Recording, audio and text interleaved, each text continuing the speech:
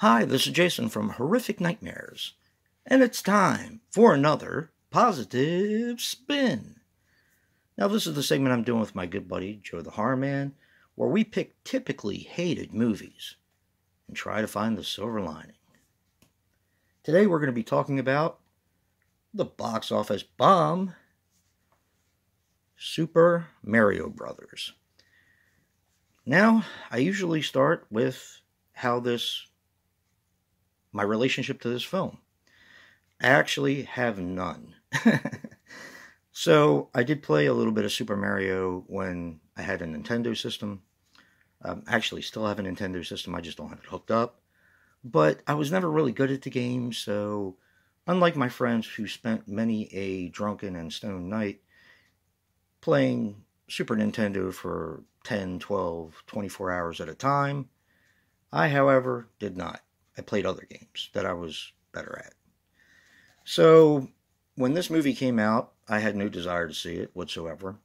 I actually picked it up from a thrift store, and oddly enough, it was a Goodwill, and the movie wasn't on the rack with the other films. It was actually kind of on a end of a couch in the couch, table, chair sort of section of Goodwill.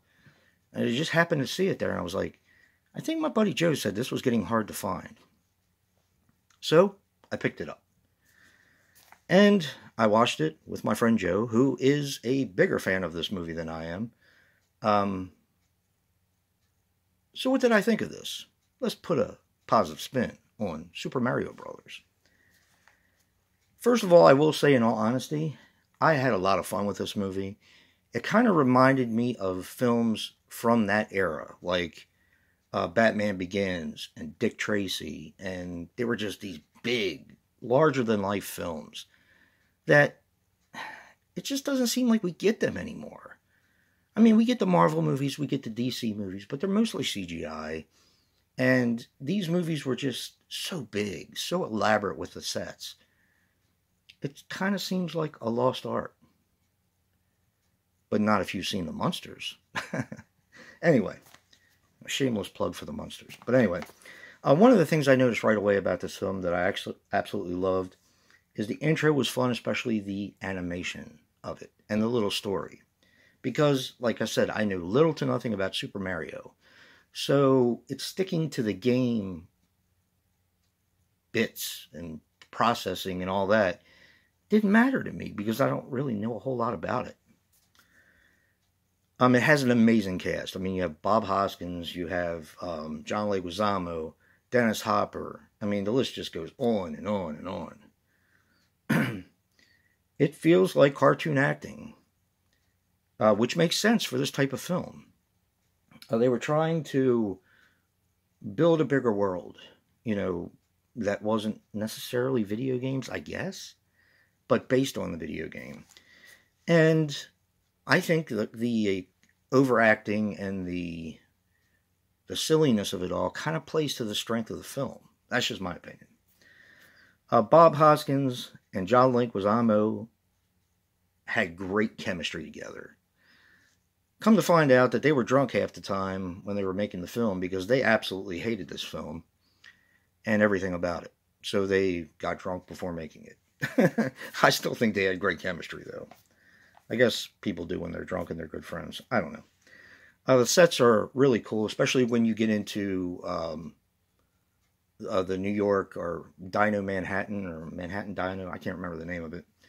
But a lot of foreshadowing there, which was a little bit creepy. And I'm talking about the Twin Towers because, of course, this was supposed to be the underworld of Manhattan. And seeing that, nearly a decade before what happened was a little creepy.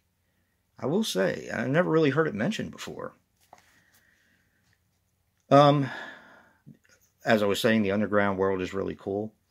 The concept is super fun.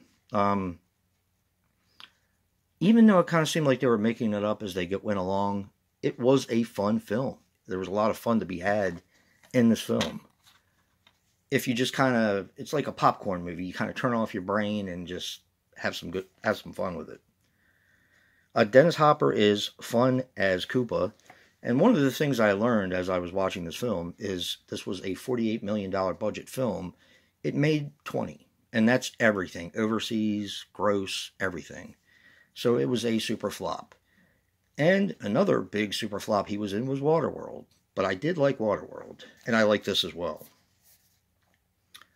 The story is very creative, and that lends itself to being, a super fun concept. The Goombas are fun. And I like how they could have fun with stuff like that back then. Like I said, it reminded me of the Dick Tracys and the Batman Begins. Maybe it wasn't as good. I don't know. But it just had that fun element that you just don't see anymore in films these days. I love the little bomb. I think it was called the bee bomb, I think. But the little bomb that walked, I thought that was really fun because I used to have this bowling game where you used to be able to wind up the ball and it would walk down the lane and knock down the pins. So it kind of reminded me of that, and I thought it was fun. And Yoshi was cute. I thought Yoshi was really cute. Don't really know a whole lot about Yoshi, so I kind of just left it as what my impression were of Yoshi. This was a super fun movie. Because I didn't know a lot about Super Mario World and all that kind of stuff, I was actually able to look up some stuff and find out some interesting facts. Like the fact that Bob Hoskins and John Leguizamo were drunk half the time. There was a director, it was a couple, a husband and a wife, who actually ended up getting fired from the film. And they would go ahead and make big decisions without consulting the other one. So they were constantly at each other's throats. Everybody in this film said it was like the most miserable experience ever. But I think that they turned out a pretty interesting film.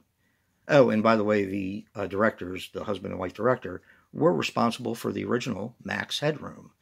Some of you aren't as old as me. I know I'm ancient. But that was... See, I never really got into it that much. I did watch some of the show. But, it was something different from back in the MTV generation. So I thought that was pretty interesting as well.